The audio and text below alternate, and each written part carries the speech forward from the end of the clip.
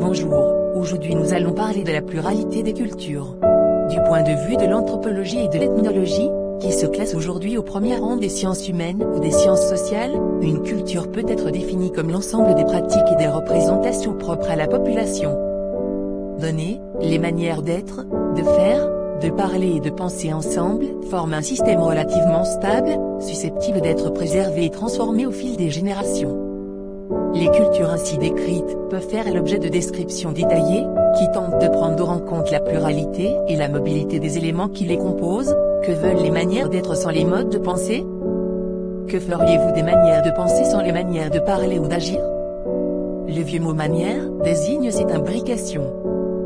Culture et société semblent ici aller de pair, ceux qui sont liés par des relations sociales offrant une certaine culture, une culture qui semble parfois les faire parler d'une seule voix et vivre la même vie. Autre pays, autre mœurs. Les voyageurs qui s'éloignent de chez eux sont souvent frappés par la variété des mœurs, vue plus étonnante qu'on a affaire à des êtres qui sont tous membres d'un même genre. Comment comprendre qu'ils appartiennent tous au genre humain et de façon aussi dissemblable? Il y a plus de différence de tel homme à tel homme, dit Montaigne au chapitre 12 du livre 2 des Essais, que de tel animal à tel homme. En parlant des simples variations des modes de faire et de penser, on reste très loin de l'immense bigarrure des êtres et des mœurs. Des variations supposent l'unité d'une forme ou d'un thème qui reste constant. C'est plutôt une variété profonde qui semble caractériser les mœurs humaines. On sait que chez Montaigne cette constatation sera aussi une invitation à la découverte de la culture chez ceux-là qui nous apparaît au premier regard barbare et inculte, tout simplement parce que leur culture et la nôtre sont de formes et de contenus trop différents. La culture, un fait humain fondamental. Au-delà de cette diversité des murs, le fait même de vivre dans des cultures est le lot commun des hommes, les langues diffèrent et avec elles les modes de symboliser et de discourir, mais on ne connaît pas d'homme vivant en dehors du langage. Les formes du travail et de la production diffèrent dans le temps et dans l'espace, mais le travail est partout présent.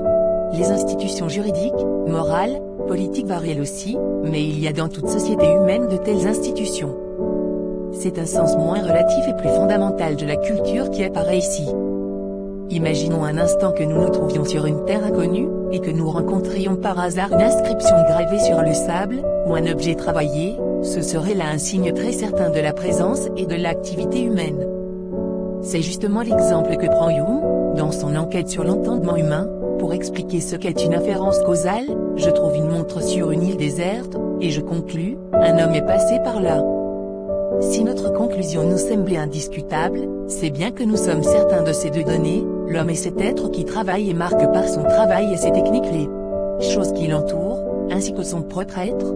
L'homme est cet être qui, d'une manière ou d'une autre, recourt à des symboles et les inscrit dans le monde. La culture n'est pas ici une donnée seulement ethnique. Elle est un fait humain fondamental. Par le jeu combiné du symbolisme et de la fabrication, les hommes ne vivent pas une vie simplement animale, consistant à naître, se conserver, se reproduire et mourir. Si l'on définit la nature comme l'ensemble des choses qui ne sont ni travaillées ni symbolisées, et qui existent par elles-mêmes, ce décalage de la vie humaine avec la vie animale signifiant là aussi une distance prise par rapport à la nature. Trois questions sont ici engagées. En quoi consiste principalement cette culture par laquelle se marque la manière de vivre proprement humaine? Est-elle réductible au langage et au travail? Si l'homme n'est pas le seul être à communiquer et à transformer le milieu naturel, qu'est-ce que le langage et le travail humain en temps propre? L'interdit, la conscience et la raison ne sont-ils pas aussi des données décisives? Que recouvre exactement ce décalage par rapport à la vie naturelle ou animale? Un éloignement, ou une séparation radicale? Une différence de chair ou une différence de nature? Quand on parle de l'humanité comme d'une espèce, c'est, en épousant le vocabulaire de la zoologie, pour insister sur la nature animale de l'homme. Quand on parle comme d'un genre, c'est pour signifier peut-être qu'il y a un ordre général, proprement humain, qui constitue un monde à part, irréductible à l'ordre naturel des choses. Que faire du naturel, dès lors que la possibilité nous est donnée de nous en éloigner? Faut-il s'y opposer? Faut-il le laisser se déployer, en soi comme au dehors de soi? Mais au nom de quelle amélioration? L'homme est-il porteur d'un nouvel ordre des choses, qui devrait être substitué à l'ordre naturel? Le modèle agricole, la nature comme croissance et la culture comme soin, c'est une terre d'abord que l'on cultive, en prenant soin tout à la fois de sa fertilité et de ses produits. On veille par exemple, par le système de la jachère, à ne pas l'épuiser. La révolution industrielle nous a beaucoup éloignés des travaux des champs et des jardins, mais chacun possède la mémoire ou l'imagination de cette rencontre difficile. D'un côté, des réalités établies d'une certaine puissance et de certaines qualités, d'une capacité de croissance et de transformation autonome. C'est cela que les anciens ont appelé physi en grec et puis natura en latin. En grec fuin, de physi, puis physique en français signifie pousser, croître. Cette signification est aussi celle du latin nasi, d'où natura, puis en français nature, natif, naïf. La nature, ici, dans une acception dont il faut remarquer qu'elle n'est pas celle retenue par la science moderne, est donc ce qui prend forme par soi-même, sans intervention d'un agent extérieur.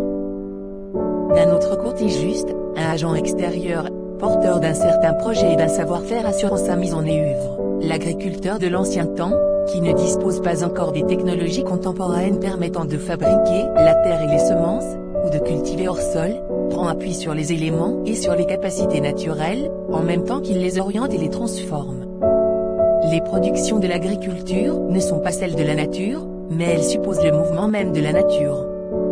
L'art est ici subtil, comme est aussi, sur un tout autre terrain, celui du médecin.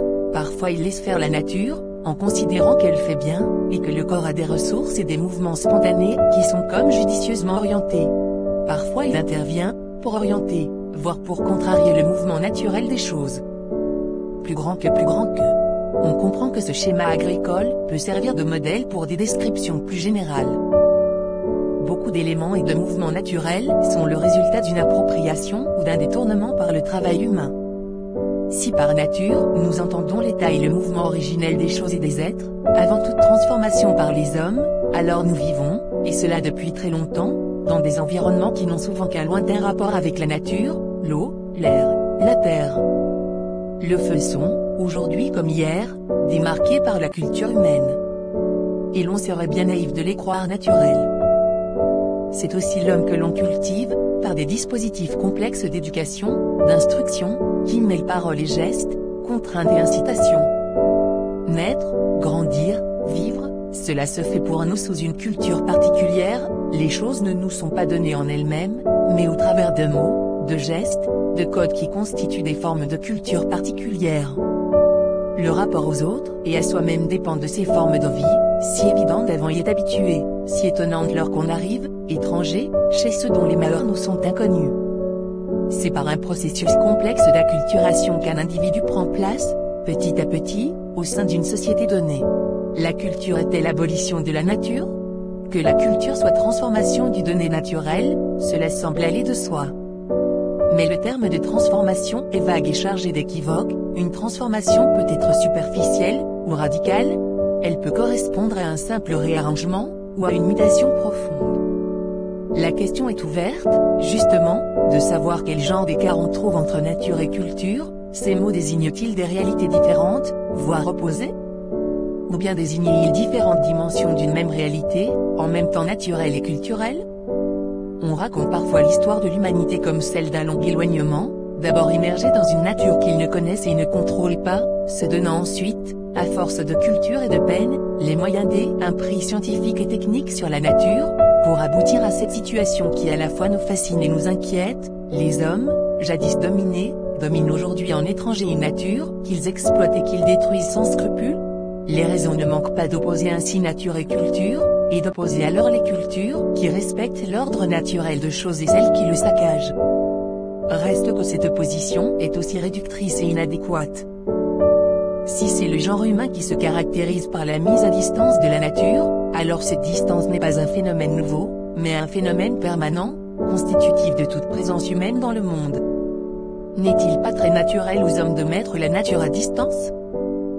C'est une question ouverte, et non une évidence acquise, de savoir si les sciences et les technologies contemporaines sont en rupture avec la nature, là où les mythes et le savoir-faire d'antan seraient en continuité avec elle. En a-t-on jamais fini d'épousser les mouvements de la nature et de déployer, au moment même où on les transforme, les formes et les puissances naturelles? C'est au sein des différentes cultures, et d'une manière qui varie d'ailleurs avec elles, que la nature se trouve désignée et identifiée. Les récits mythiques, les théorisations scientifiques donnent à voir et à penser la nature. Celle-ci n'est donc pas seulement ce qui précède l'intervention des hommes, elle en est aussi le résultat. L'éloignement d'avec la nature, s'il existe, pourrait être aussi, paradoxalement, une source de connaissance et, éventuellement, de respect. Manquant du recul et du trajet de la représentation, on connaît mal ce dans quoi on est immergé. En mettant la nature à distance, on saura mieux ce qu'elle est, et ce qu'elle vaut. Culture, civilisation, humanité. À distance de la nature, la culture en cours d'inscription des hommes dans les collectifs de signes, de règles et de mœurs. Mais lorsque nous disons d'un homme qu'il est cultivé, ou qu'il se cultive, nous voulons parler de bien autre chose que de son appartenance à tel ou tel groupement culturel. Nous indiquons par là un possible souci de l'humanité dans son ensemble et une aspiration à l'univers, par où nous pourrions découvrir que rien de ce qui est humain ne nous est étranger. Nous ne pouvons pas ne pas être immergés dans des cultures participatives, d'où résulte parfois le repli identitaire et l'exclusion des autres, mais d'où peuvent émerger des approches singulières et complémentaires de l'universalité. Ce rapport entre le particulier et l'universel est complexe, on peut l'éclairer en analysant les différents sens qu'a pu prendre dans l'histoire le concept de civilisation. On a pu appeler civilisation les caractéristiques d'une culture particulière, érigée en normes universelles, c'est alors au nom de la civilisation que l'on a dénoncé comme barbares ou sauvages tous les hommes ayant d'autres modes de vie que les nôtres. C'est au nom de la civilisation qu'on a pu mener des entreprises destructrices des cultures étrangères qui ont pris, suivant les époques, les formes de la croisade, de la colonisation ou de la mondialisation.